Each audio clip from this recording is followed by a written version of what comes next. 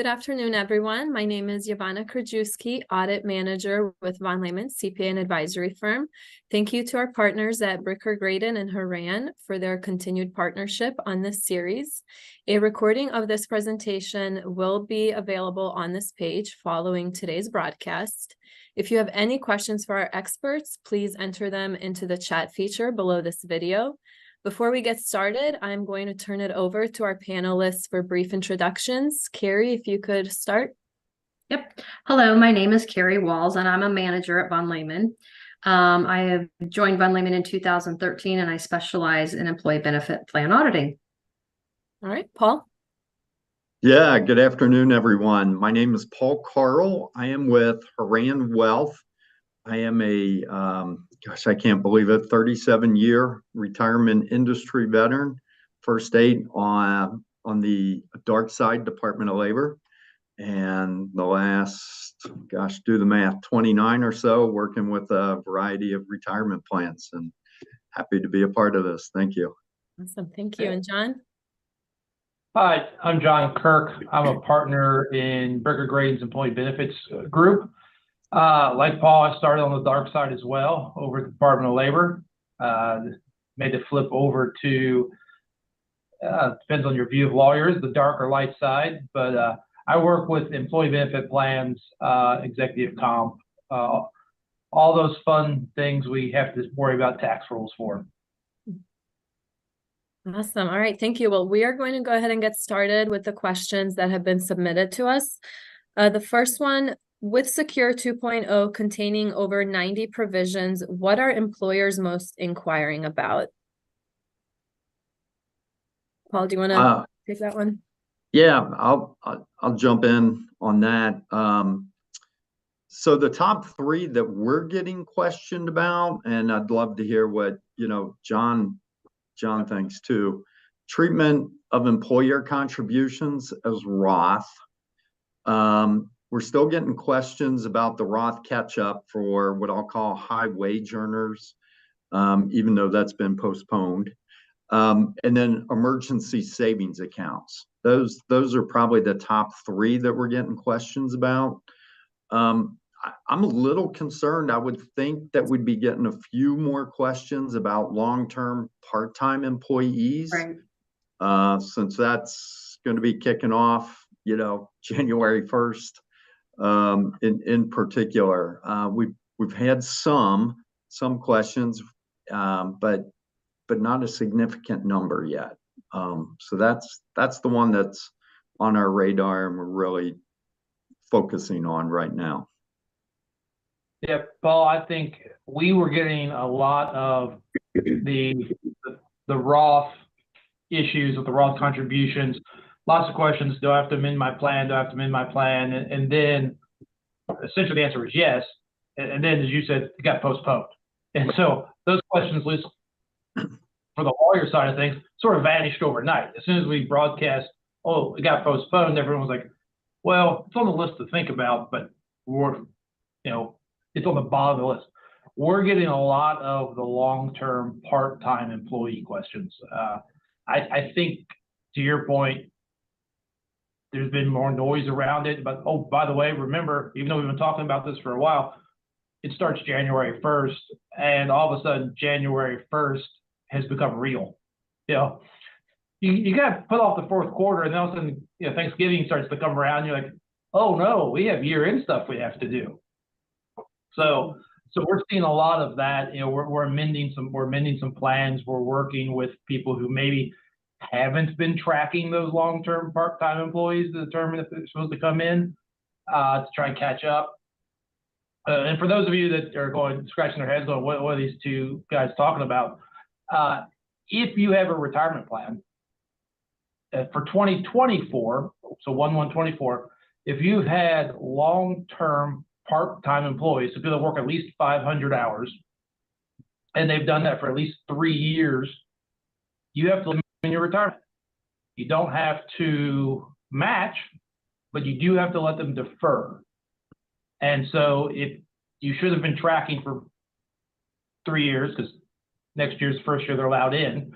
So you need to go back and look at those part-time people to see, did they hit this number? So we have to let them in the plan. And once they're in, begin, until they hit sort of the full-time, should they convert to full-time, then you have to worry about match and those sorts of things. But at least for right now, you have to let them defer. They're not in your testing or anything like that, so they won't hurt the plan on that side. And then for 2025, they've shortened it from a 3-year window to a 2-year window. So for 2024, we're looking at 3 years, and then for 2025, they can get in after 2. And so what we'll have to do is sort of amend plans either again, or we're sort of putting a catch-all that says, is required by law or something like that for those dates. But that's what we're seeing a lot of right now, because of the secure rules, most of them are sort of optional. Do we allow adoption distributions? Do we change, allow some for self-certification and hardships? A lot of those things sort of more optional, and people took, I think, a more relaxed attitude. But now we have a requirement, and a requirement that starts at a month and a half. People are like, oh no, we've all of a sudden it's important. And John, you bring up a good point, like the emergency savings accounts that we're getting asked about. Those are optional provisions that can kick off, January 1st, 2024, along with student loan payments for matching, as well as withdrawals for emergency personal expenses. So those are some of the optional, I guess, provisions that are kicking in for next year with Secure. Actually, now that I say that, the student loan payments, you want to discuss that a little bit, because there are a few questions around student loans, especially now that they're restarted. Now that they're back. And while we've not had an abundance of questions from our clients, I think it's important to address. And I think, for all the optional items, the secure amendments, with the IRS requirement, the secure amendments are not due until 2025. So theoretically, you can operate your plan in compliance with what you want to do. You don't officially have to amend your plan until 2025. And so we're seeing some of that. But truthfully, if you already know what you're going to do for these optional ones, go ahead and amend your plan. It gives you sort of more cover. If you happen to get run over by a bus or something, if you're in your head, what the plan's been doing, but now we have it written down. So we have a roadmap for people. It's there. We have the amendment. We can always re-amend if more guidance comes out. But at least with the student loans, I think a lot of people read it, didn't really think much of it, and then student loan payments came back. And now it's like it became important. And especially as we're looking to recruit younger employees, keep younger employees, one of the concerns of the administration when this was passed was, people were essentially either paying their student loans or retirement, but not both. And they're real worried that now that loan payments are back, 401k contributions would decline a lot. Just essentially, I have X number of dollars. I was putting 4, 5, 6% in my retirement plan. I can't do that now if I have to make this large student loan payment. And so what they're allowing employers to do is essentially treat student loan payments as if they contributed to the 401k plan. And so they won't actually make contributions, but you can match that money. So if they if they have a $500 a month student loan payment, they would pay their student loans, essentially show you proof they paid their student loans. And then you would make a matching contribution like you would for anyone else on that $500 as if they put it into the plan. And it's a way, so they're not going to get the full benefit. They're just getting whatever you're matching, if it's 50% up to 3% or whatever that is. But they're getting some benefit. They're getting some money into their retirement plan while also being able to make their student loan payments. And the goal is to have people save something for retirement. Mm-hmm. I think we've seen hundreds of studies that say, no, everyone doesn't have enough money to save for retirement. And so this is just a small step to get them to do that. And what you need to do is you can amend your plan. You can operate without it, but you can do the amendment for plan that essentially changes who's eligible for matching contributions. So it's a nice little benefit. If you, the employer, has cash available to do that, I think it's a nice thing to offer those employees that still have student loans. Definitely. All right, thank you. Kerri, I think this next question is for you. I heard there are some changes on the audit requirements for 2023. How do I know if I still have the audit requirement or not for plan years 2023? Yeah, thanks for the question. So in 2022 and prior, the Form 5500 participant count was based on employees that were eligible as of 1/1 as of the beginning of the plan year, regardless if they had an account balance, regardless if they were participating in the plan, you had to count them. So the IRS came in and changed the rule. Says of 1/1/23, the counting methodology is changed. So it's based on the number of participants with an account balance. So for instance, let's say you had 150 participants that were eligible in 22, but you only have 80 people that actually have an account balance, then you don't have to have the audit for 2023. And they're going to add I think a line item for that on the 5500, so that they would know that their numbers. So some plans are going to move from large plans over 100 participants down below to a small plan under 100 participants. The whole goal here was to help small employers provide retirement benefits for employees, but not have the burden of the huge expense of an audit. I think the estimated cost savings for just the audit piece was like $63 million. And I think they're estimating about 28,000 less audit requirements. Basically, they're going to go from a large plan to a small plan, 28,000 less. So it makes sense. I mean, we do have some plans like that. I mean, we're going to lose some plans that needed the audit that don't need it anymore. And, it makes sense. So. Right.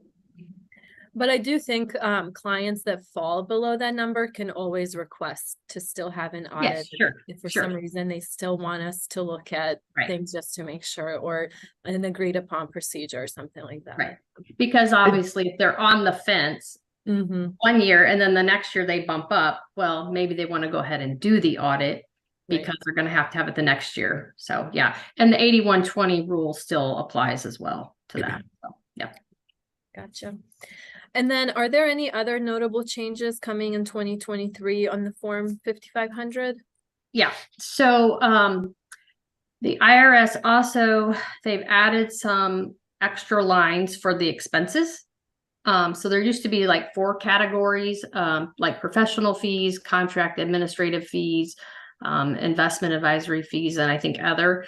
I don't know what the extra are going to be, but I know they're adding instead of 4, we're going to 11. So that's one big change. The reason for that, they want to see more transparency with what the plan expenses are. And so that's why they're doing that.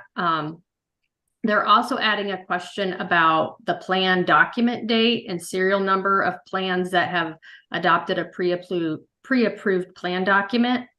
I think the intent of that was for the IRS to see, make sure that the plans have adopted a pre-approved plan and have amended in a timely manner. And then I think there's supposed to be another question about coverage testing and ADP, some compliance testing. And the goal of that is to see if plans are getting close to being non-compliant. So those are, I haven't seen the new one. I don't even think it's out yet. The 53-5500, I kind of look for it and I haven't seen it. So yeah, just be on the lookout. There's going to be some changes coming down in 2023. So. Thank you. Paul, John, anything to add to that before we move on to our next question? I'm just curious, do we know if the new questions, the additional lines and so forth, is it affecting the short form 5500 and the regular 5500, or is it just affecting one, not the other? I know on the expenses, it's just, I think, on a Schedule H. Okay. So I don't think that's on the short form. The other ones, I'm not sure about that. If they're, do you know, John? No, I don't think they are, but I'm not 100% sure because we haven't seen the forms. Right. What I can say is, one, they're looking for more transparency with those questions. Two, we are seeing, at least in audits we defend, for clients, and by say audits, when the DOL comes in to investigate or the IRS comes in to investigate. They've really been looking at plan expenses pretty heavily, more than maybe we had in the past. What's the plan paying? Who's it's paying? Where's it coming from? And some of it, I think they're trying to crack down on is improper use of plan funds. Some of it they're looking at, are vendors maybe inappropriately paying for things, or is money that should have gone back to the plan through forfeitures or rebates, or different things from the fund fees. Is it being inappropriately used that way? And then we're also seeing more just audits in general on the 5500s, and I think that's part of what they're doing. But the other reason they're pushing to the pre-approved plans is they're tired of doing determination letters. Yeah, exactly. When I was a younger attorney, you all probably all remember the old cycles when we had to file on our cycle. Every plan we had to go in, and they're not punishing you if you have an individually designed plan, but they would really love for you to be on some sort of pre-approved plan, because then they'd have to approve it once and not 7,000 times. So to the extent they can move, especially smaller plans, to those pre-approved, Fidelity's principles, whatever you've got out there, that's sort of their goals. They're trying to make it as easy as possible to make life for them easy. Yeah. Right. John, are you saying they don't enjoy reading the plan documents? Yeah, I don't think they do. I mean, I know, Paul, you and I really love reading them, but I think you keep hearing about the IRS and being sort of understaffed. I don't think they have enough eyeballs to read all the plan documents. Yeah, I think you're right. All right. What effect is rising interest rates having on retirement plan account balances? Paul, can you talk a little bit about that one? Yeah, I'm happy to. So, that's an interesting question, because it's definitely having an effect. The prospect of rising interest rates causes investment markets, the equity markets in particular, to tank. Right? They just didn't look. Equities, stocks didn't look as attractive. It was going to be more expensive to borrow, and so forth. And we saw that. And the market is usually ahead of what current conditions are. The market likes to look forward, so to speak, look out into the future. So as we've had these interest rates increase this year in particular, we've seen fixed income, we've seen bonds lose value, and those are traditionally safe investments for people. And to see a bond lose value is a little bit concerning. But as interest rates start to stabilize, and this is not a prediction, but we do appear to be in a period of time where we're kind of comfortable with where interest rates are. We're starting to see account balances come back. So, they were doing well when money was inexpensive. The stock market declined. They got hit pretty good. And now we're starting to see these balances come back. It was during this period too, I'll just throw out that some pundits, so to speak, said the 60-40 allocation was dead, 60% equity, 40% fixed income. And that's been a traditional balanced allocation for years and years. Well, in a way, it wasn't dead. It might have been hibernating, interest rates, were so low that there just wasn't much to gain off of bonds and fixed income. So now what's taking place is bonds are doing what they're supposed to do again. They're kicking out some nice income in, let's call it, in the neighborhood of 5%. And while it costs more to borrow for a car, a mortgage, and so forth, I think the longer term effect is more or less kind of like a reset. At the participant level, I'll tell you, what we're finding is some individual participants are looking at their account balances and they were a little shocked at the decline, and they're happy with the rebound. But they're finally starting to pay attention again, as far as, hey, it's a really good idea to sit down and figure out what type of investor you are. Are you conservative? Are you moderate? Are you growth aggressive? And pick an asset allocation based on that, and then more closely monitor it. And I always go back to this, statistic that I heard years ago that's true. I don't know where it came from, but more people spend more time planning their next vacation than they do retirement. And just once a year, simply revisiting your investment objective and looking at it, is a good idea. If you're 55, 60, chances are you got less runway, so to speak, to accumulate retirement savings.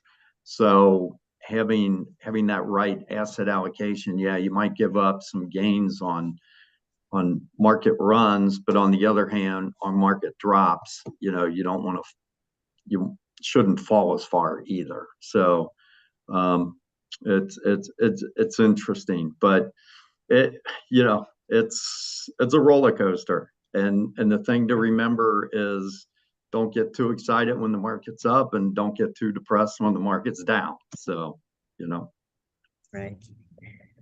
And Paul, I would say, oddly, for the old school defined benefit plans of the world, the higher interest rates have actually been a little good. In that, as we go back to the actuaries, our underfunding is looking a little better. Yep. Our interest rates are good. Well, we're seeing some, defined benefit plans taking the opportunities to maybe freeze now, or maybe look to terminate if you're sort of in that mode, simply because, with higher interest rates and with the markets rebounding a little, some of those numbers to get rid of your old defined benefit plan are looking a lot better. But and then on the defined contribution world, the 401k, 403bs of the world, I think to your point, we'll look for the ups and downs. Is, if you're a fiduciary and you're looking for your plan investments overall, hopefully you didn't scrap all your bonds and fixed income funds, a year and a half ago or 2 years ago, because it's time to bring those back. And so I think it's a good reminder to work with your financial advisor, your investment advisors, to the extent you have, you're not a pure 338 kind of world. And even then, listen to what they have to say and make those decisions, because, if you're sort of reactionary for the plan funds, now you may have a fiduciary issue, because just because the market's down doesn't mean you should be scrapping those things. You may want to reallocate a little bit. You may want to put them on a watch list, but it's not time to get rid of them, because all of those types of funds have a place in your plan, and a place, for your participants to invest in. And if you're my mother, you can stick it in your mattress somewhere, and be 100% safe. Just realize all your losses immediately. It's the best way. Thank you. What administratively should plan sponsors be doing right now before year end to make year end as easy as possible for them? I'll jump in on that. First of all, we're in the fourth quarter. So the plan should have filed the 5,500 and audit report, as of October 15th, if it's on a calendar year basis. This is employee notice season. So again, if you're on a calendar year basis, you've got a lot of notices in particular that need to be issued, QDIA, safe harbor, and so forth.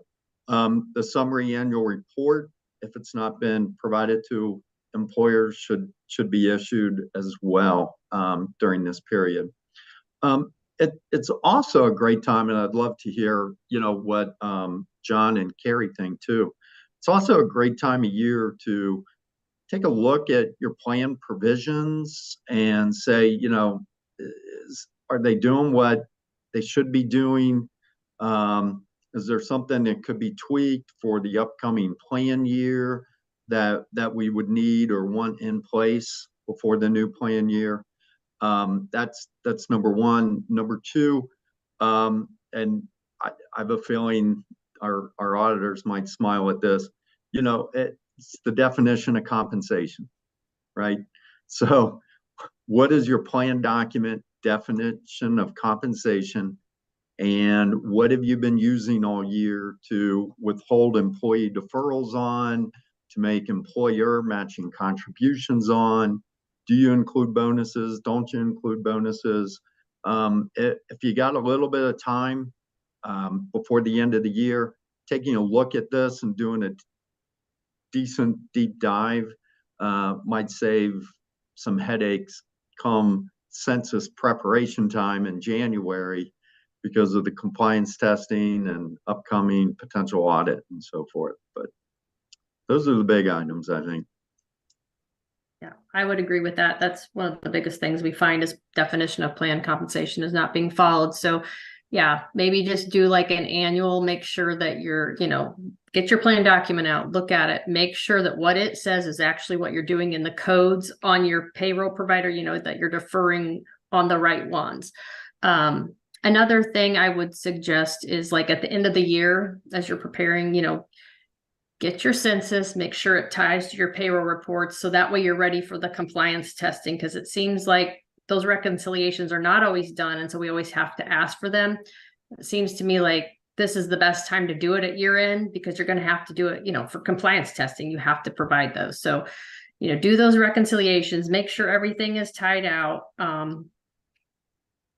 Yeah. And again, the definition of plan compensation. And I guess you could also go back and maybe look at your contributions and make sure that, kind of look and make sure you didn't miss one. If you did, maybe go ahead and get those lost earnings remitted. So that's taken care of. Another good time to kind of look at that when you're doing your reconciling, everything should tie out. If not, go back and take a look.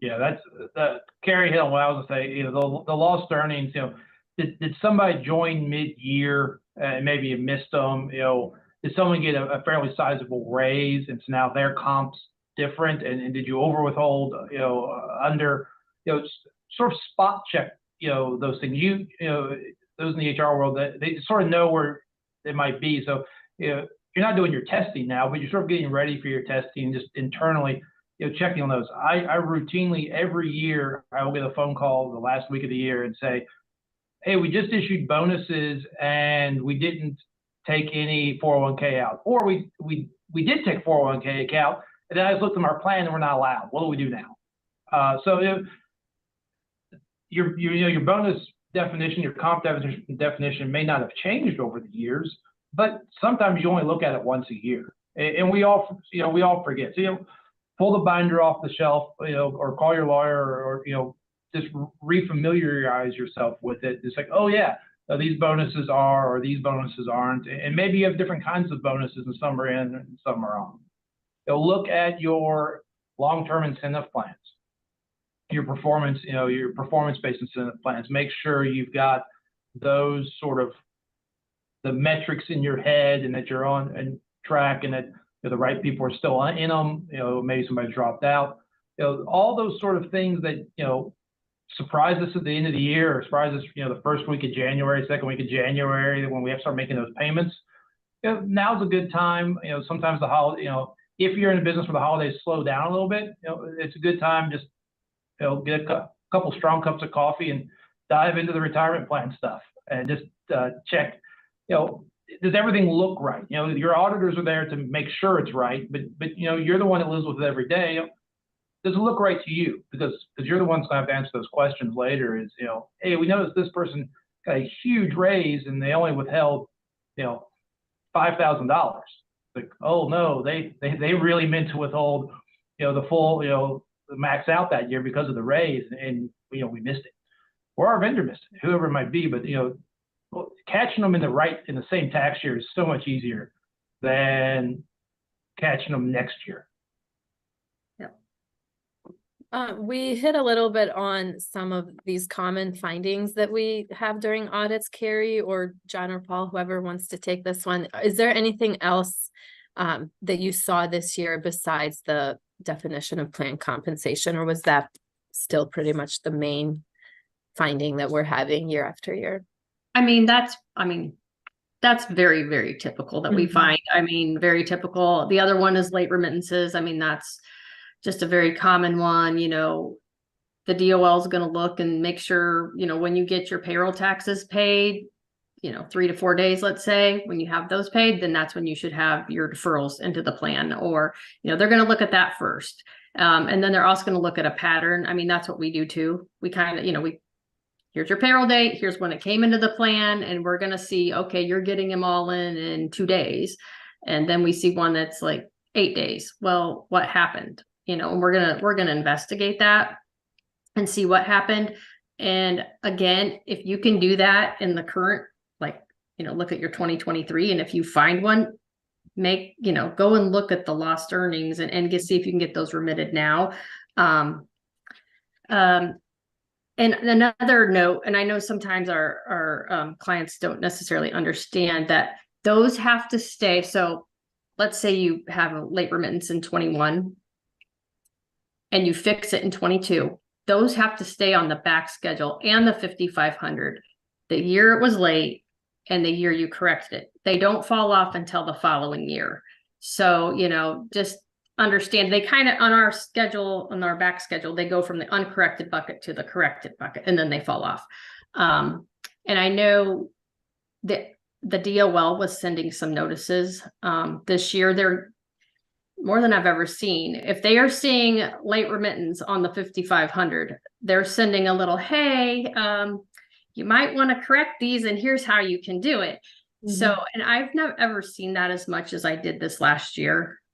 So I would recommend, if you can, you know, do a self-review, see where you are and fix those in the current year, that's great. If not, we'll find them when we do the audit and then get them fixed then, because I think they are really looking into those late remittances. But those are the two that we see, I mean, all the time. Yeah. I think Paul could probably speak to this, but you know, even when I was there almost 20 years ago, late remittances are sort of the low-hanging fruit for the DOL. It's an easy find, it's an easy catch, and it's an easy fix. And so, you know, Kerri, we've seen a lot more of those letters as well. We've even seen the letters that say, we saw you had them and we saw you fixed them. Thanks. We're not going to do anything else.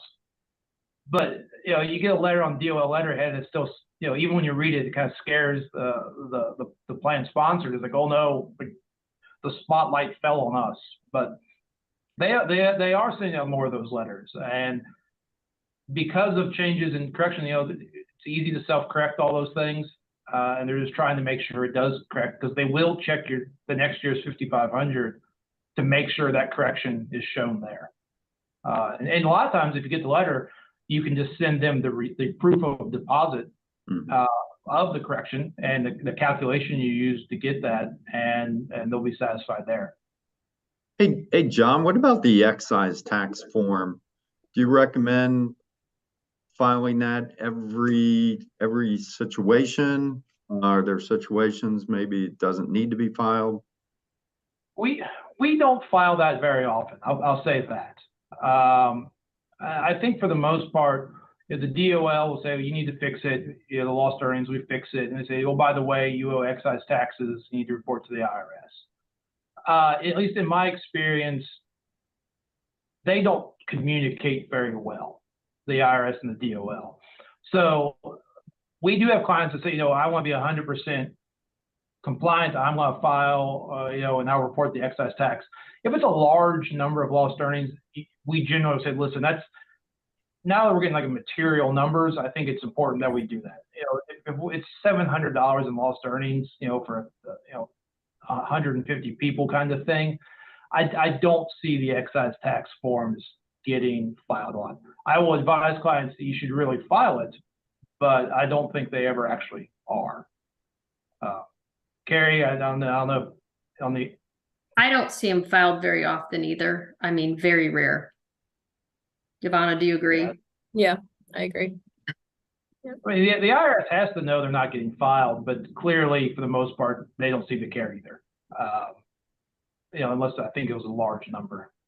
What I usually see, where I see the excise taxes kicking in, is the IRS has come in and audited you for something else, and they've found other errors that they are now requiring correction, and then they sort of tack the excise taxes on. It's kind of like, oh, and by the way, while we're at it, here's the kitchen sink. Right. Yeah. Okay. All right, Paul, what are collective investment trusts, and are they a good thing to have in our retirement plan? Yeah, so collective investment trusts are, they're kind of making their way back into being popular again.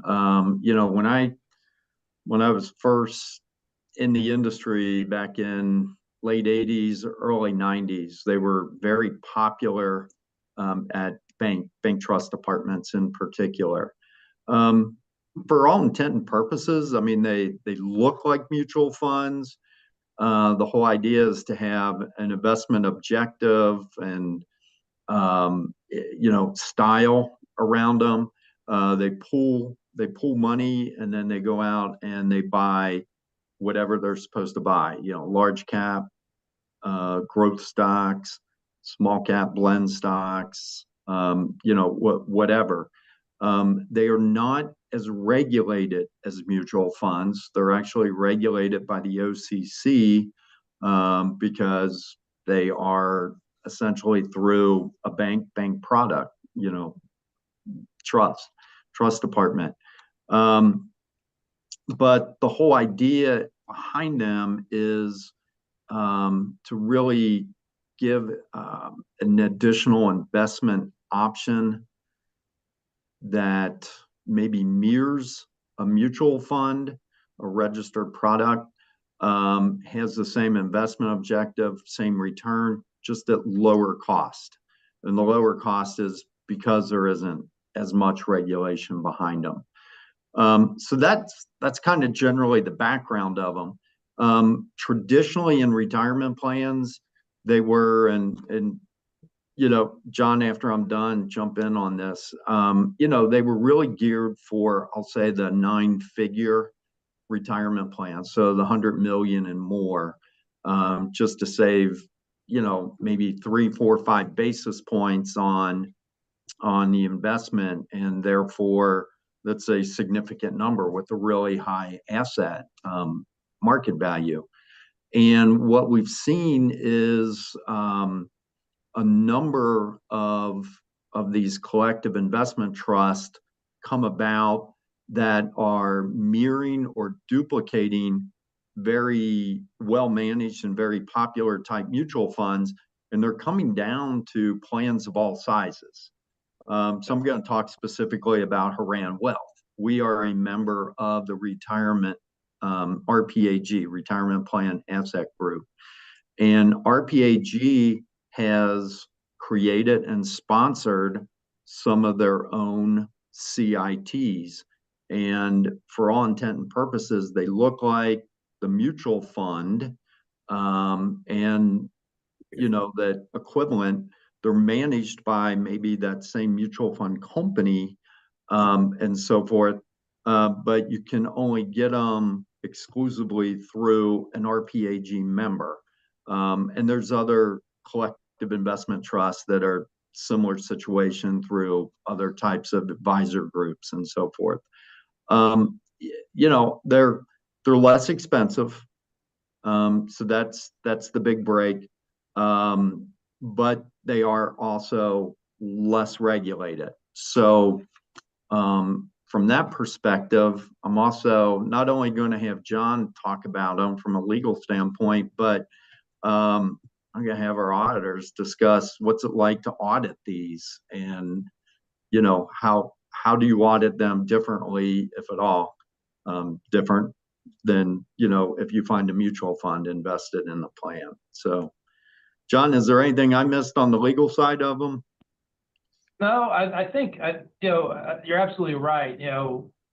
Even 10, 15 years ago, we only saw these in like the Walmart plans of the world, just the massive plans, because they were the, that's really where they're marketed to. That's really what they were doing. They are coming sort of down market to smaller plans.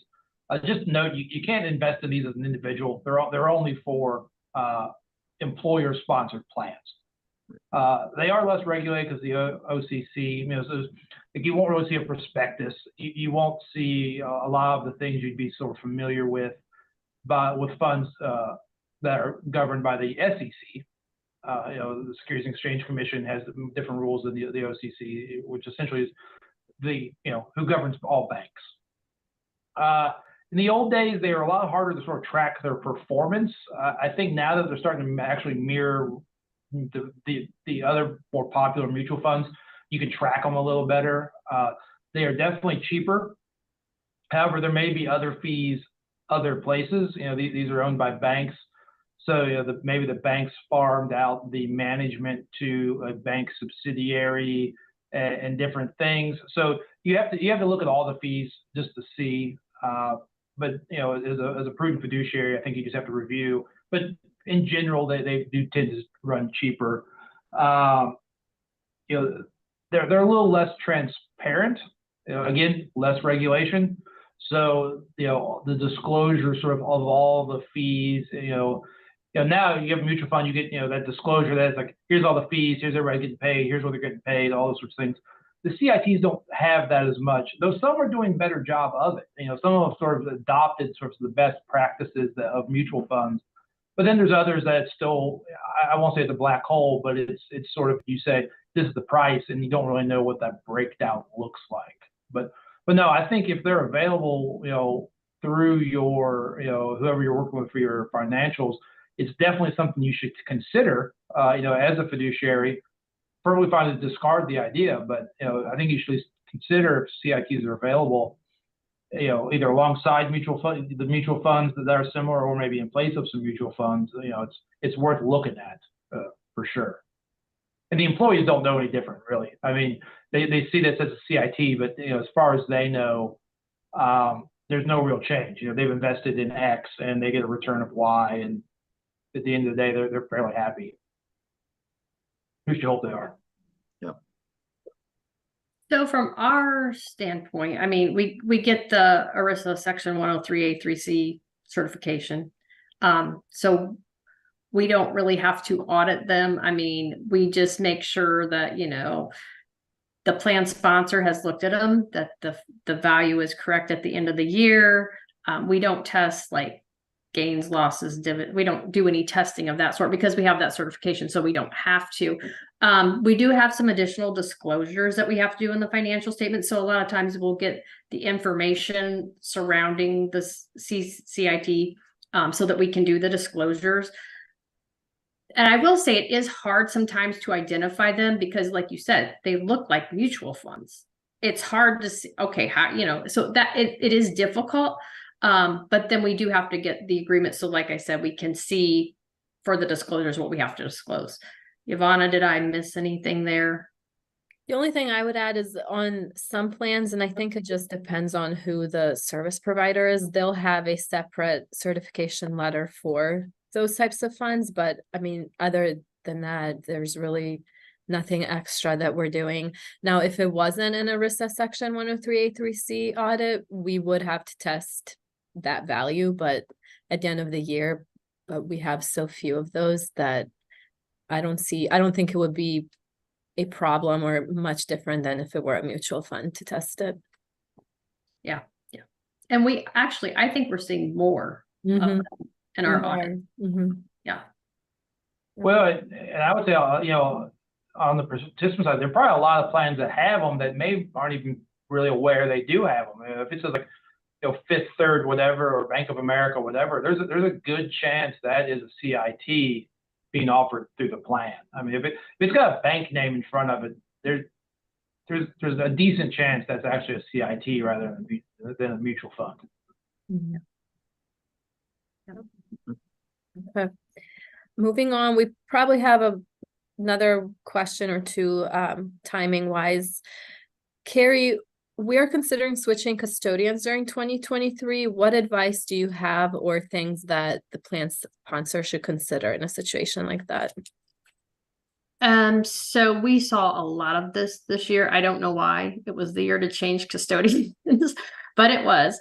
So it definitely took us extra time, and maybe sometimes they didn't change custodians, but maybe the custodians changed platforms. And so we ended up with 2 different trust reports, and that takes us extra time because we have to take both trust reports, create a, spreadsheet to make sure together they equal what's on the 5,500 and get to our financial statements.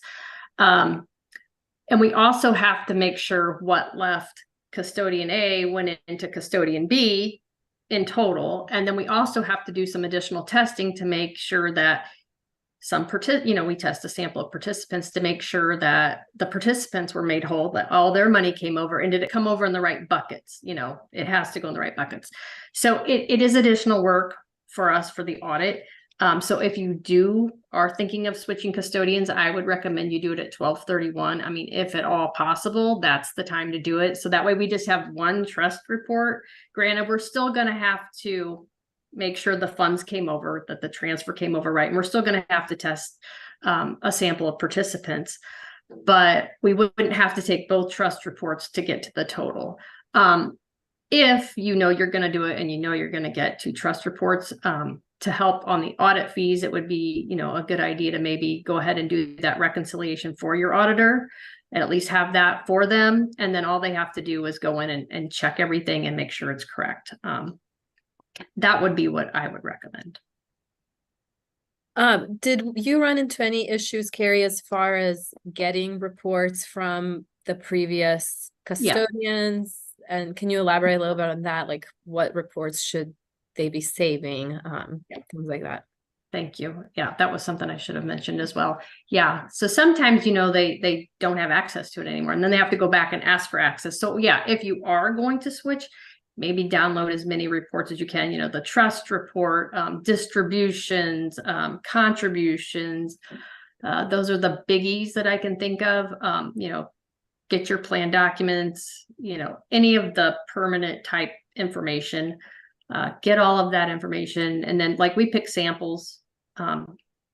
Also make sure you get the participant report that has all the participants with all the activity for the year. That's another report I would get. I mean, as many reports as you can get, I would get. If you don't know, reach out to your auditor and say, hey, what reports are you going to need? I want to go ahead and get those downloaded. And usually when they go back and ask for access, they'll have a certain window of time that you have access for. So then maybe schedule your audit, so that the auditor knows, hey, I only have access for this amount of time. So. Yeah. I would say, we get involved. We're involved in people switching the custodians quite a lot, but where we really get involved is where the old custodian will not give up the records. Yeah, I mean, you got to remember, if you're switching because you had bad service, the service gets exponentially worse when you fired them and you've left, and you're at the bottom of the line for everything. And so, yeah, to the extent you can, info dump anything that's in the portal available to you, take it. If the records belong to you anyway, put them all in the zip file, download them. They're a PDF anyway. Get the spreadsheets, get everything you have, and hopefully maybe you don't need it, but save everything. And especially if you're getting ready to make the switch, anything you have on paper or they mail you on paper, save all that. So just sort of prepare as if you're going to have very limited ability to get anything. So when you do have to go back and ask, it's for as little as possible. That's a great point, John. The only thing I'd like to add is what I've seen this year is when clients change payroll providers, I feel like that is always the big holdup on the audit side, because unless they've saved those reports, it seems impossible to go back and get those without being charged an extra fee or having to jump through so many hoops. So I think this year we did have a lot of changes in all the service providers, and the payroll side I think was very difficult on a few of our audits to try to get all of the missing pieces. And because we have to test payroll throughout the year, you know, one date that we selected might be with the previous provider. So I know that was a big headache on our end this year as well. And I'll just chime in on all this. I mean, you know, one thing we do proactively is we benchmark our clients' custodians from time to time. I mean, it's a good, important fiduciary best practice. Helps identify what the plan, what the participants are paying as far as fees or services commensurate with those fees. Chances are a number of the switches this year that you all saw, because we encountered it, had to do with some of the record keeping consolidation that's taken place over the last several years. And you know, a couple of the record keeper custodians were going to require a full out conversion anyway. So a benchmarking took place, and a serious look at fees. And so as a result, you know, not only was the conversion taking place kind of internally due to the merger, but then maybe the plan sponsor decided to, you know, to move to a completely unique custodian altogether. I wouldn't think that would perpetuate itself, you know, next year, but obviously you never know. So. We did receive one question. Some small employers thinking about starting a plan might want to avoid dealing with headaches with service providers in the future. What can they do to try to avoid those issues? And just a time check, we are about 8 minutes left. So if John, Paul, Kerri, whichever one of you wants to take that question. I mean, there's always going to be headaches. I mean, I don't think we can eliminate any of the headaches. What I would say is, one, do a thorough RFP. You know, talk to people that you know in the industry. Talk to people in your industry. If you're in manufacturing, talk to the manufacturers. You know, who are you guys using? Who do you talk to? You know, word of mouth is probably the best way. If somebody's had good experiences and they have a business similar to yours, there's probably a good shot, you know, you'll have a good experience, or at least not a terrible one. You got to remember, if you're going with any of the real big service providers and you're a small employer, you are a very small fish in a ridiculously large pond. They'll get the job done, but you know, service for you will not be, you know, it's to be text boxes and 800 numbers and those sorts of things. And then the other one sort of is the lawyer side of me says, make sure those contracts you have with them, make sure the service agreements say what you want them to say. You know, make sure. I ran into one the other day that did not have a termination provision. The only way they could fire this guy is if they wanted to, you know, the provider wanted to be fired. And we'd run to the spot where it was time to fire them. So, you know, just have someone review those for you. You know, I've found errors in the billing. I found errors in what was promised by the sales team and versus what came through in the contract. And you know, if there's ever a dispute, that contract's going to win. So, you know, go with your eyes open, but it's really, you know, do a thorough investigation of the vendors and get a good feel for who you're going to be working with. Knowing there's going to be turnover, but if the organization as a whole seems good, you know, that's a better indicator than, you know, price. Because remember, it doesn't always have to be the cheapest person to satisfy your fiduciary duties, but you need to be getting good value. And for most of these things, value is definitely service. And, you know, and I'll just say from our perspective, you know, call your advisor. Your advisor, you're paying them. Have them run interference. A lot of times, you know, we can we can drill down inside of a provider and help get things resolved much more quickly. Not always, you know, John, to your point, I mean, there's always going to be some type of hiccup, some type of issue. We really focus on those providers that we feel like, you know, a mistake is going to be made. Now, who's got the service team and will accept the responsibility to correct those issues in as timely and as appropriate manner as possible. And you know, there's a couple of service providers that we don't use, we don't actively quote at the present time, and it's maybe because they've just been a little less cooperative recently. But you know, it's gonna happen. Paul, I agree. I can give a long list, but you know, my list is usually a little shorter because the ones at the bottom of the list, you know, you can use them, but you know, we know a lot of people have had potential issues with them. So, you know, they are an option. They're just not a good one. So, Right. Okay. Thank you for that. This is all the time that we have for questions. If we didn't get to any of them today, we will have the panelists follow up with you on those. As a reminder, we will have the recording of this available tomorrow. We will send that in our follow-up email. I want to thank everyone for joining us today. Any final thoughts from our panelists before we log off? I'll just say, you know, it's getting close to year end. If you have a little bit of extra time, going through, looking at your definition of comp, doing a little of those reconciliations could save you some time in first part of next year. Yeah, I think that's really it. You know, we're at year end. It's, you know, whatever you can do to ease that, you know, sort of end of year struggle. You know, you don't want to be doing this between Christmas and New Year's. You know, if you start now, do a little bit, check things, it'll go so much smoother and have so more. I won't say you wanted hiccups, but you should have a lot fewer hiccups, or at least in surprises at the end of the year.